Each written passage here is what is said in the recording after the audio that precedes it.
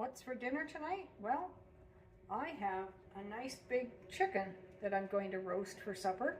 I purchased it at a Mennonite produce stand. I put my order in and then I picked them up. It's a little over a 10-pound chicken. So I want to get it in. I'm not going to stuff it. Well, I am going to stuff it, I suppose I should say. I'm going to stuff it with carrots and celery and onions and put my herbs on top of the onions and then make it taste really tasty from the inside out. Come on along with me. So I like to put my carrots and my onions all into a little bit larger bowl, and the celery and all my aromatic flavors. I like to drizzle it with a bit of olive oil,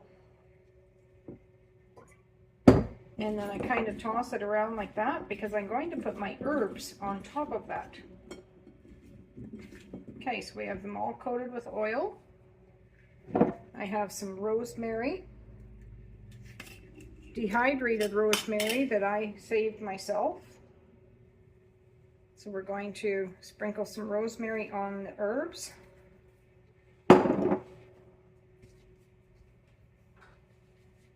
And I have some winter savory that I harvested. And I'm going to put some of that in my hand and see if I can get it crumbled up. Now it's a little better. Put that on top. And then I have my homemade poultry spice. And it's just going to be rosemary and sage and a bunch of others. And I'm going to try and grind them up with my hand. It didn't do too bad. And then I coat my vegetables with it, because then I take my roasting pan and I put a bunch of the herbs.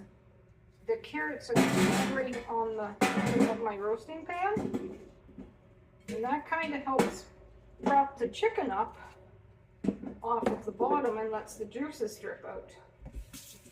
So I'll wash my hand again. I'll maybe bring you over so you can see that.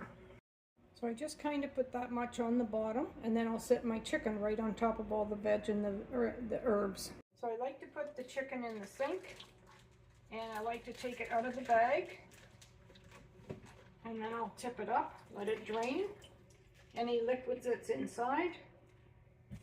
Turn my tap on, and I like to give it a rinse, and I rinse the inside also.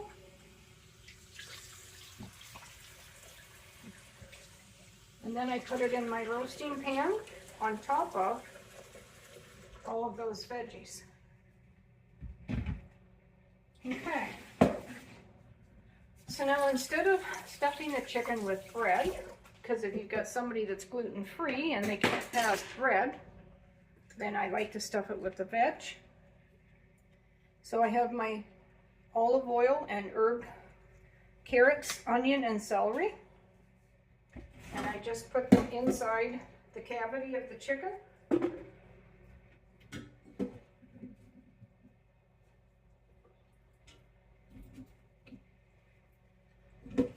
And then that way all that flavor goes in there. And I don't throw the vegetables out when I'm done, even though they're overcooked. I will puree them up and I'll use them in my bone broth chicken soup. Now this bit of goodness can go over top of my chicken, and I just put that olive oil all over my chicken and the herbs. And then all I have left to do is to put some salt and pepper on, and it's good to go. So I'll get my hands washed and I'll get my salt and pepper out. And we'll put some seasoning on the top of the bird. Now I have put a lot of herbs on top of the chicken before, but I find that if you put too many herbs on the top, the color of the chicken kind of goes dark too, and I don't like that. So let's put the salt on. Try to make sure the whole bird gets covered, and then I like to put some at the front of the pan and the back and right there at the cavity so that any of the juices that drain and go into the bird, the salt goes in there also. And and then some pepper on top. And that's all we do for seasoning.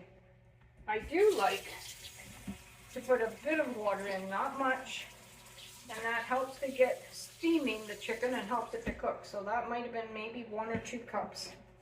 It just barely covers the bottom of the pan. Now we're going to put it in a 350-degree oven for approximately, I like to cook it for about between 3 and 4 hours. So here's your last shot before it goes into the oven. Just lightly seasoned, salt and pepper, and it's stuffed into the cavity with your onion and celery and carrots. Stay tuned. Well, I got done cutting that grass, got caught in the rain, and I am soaked. But anyways, I thought I would check the chicken, see what the internal temperature is yet, and see whether it's time to put it on top of my stove and let it rest for an hour out of the oven. Anyways, let's see if it's up to 165 and the internal temp yet.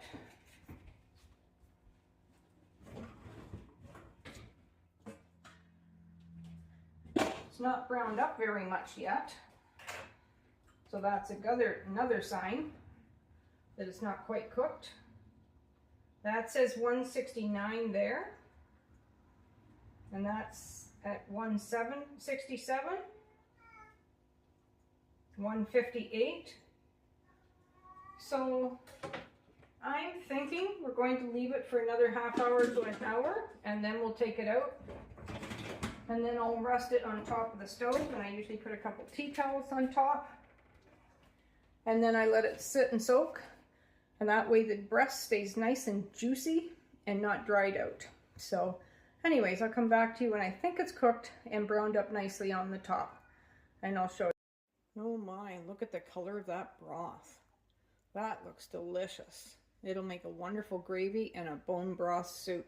I was gonna go and sit down and have a cup of tea, and I thought, no, Jackie, get yourself some sweet potatoes and put them in the oven, and they can roast for that last almost hour, and then they'll be ready by the time the chicken is ready.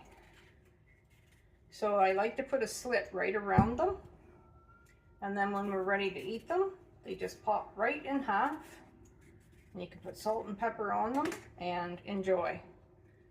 Well, it's time to check the chicken. I'm pretty sure it's got to be cooked by now. So let's see what temperature it is and if it's browned up any. Whew, that's warm in there.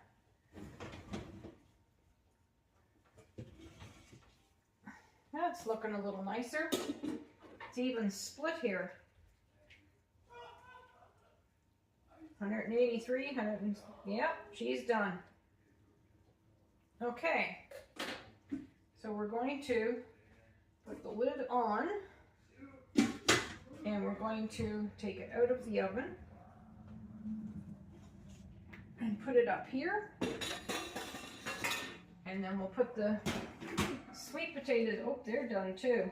All right, well, we'll take them out and we'll rest, ouch, the chicken, and we'll put a tea towel over top. We'll let it rest for a short time, and then we'll slice it up. But it looks delicious so far. If you took the chicken out right now and you sliced it, then all the juices run out. But if you just even let it sit and rest for a bit, it makes it so the juices stay in the meat, and it makes a much tender and juicy slice of white breast. We'll come back in a minute. Well, let's see how the chicken carves.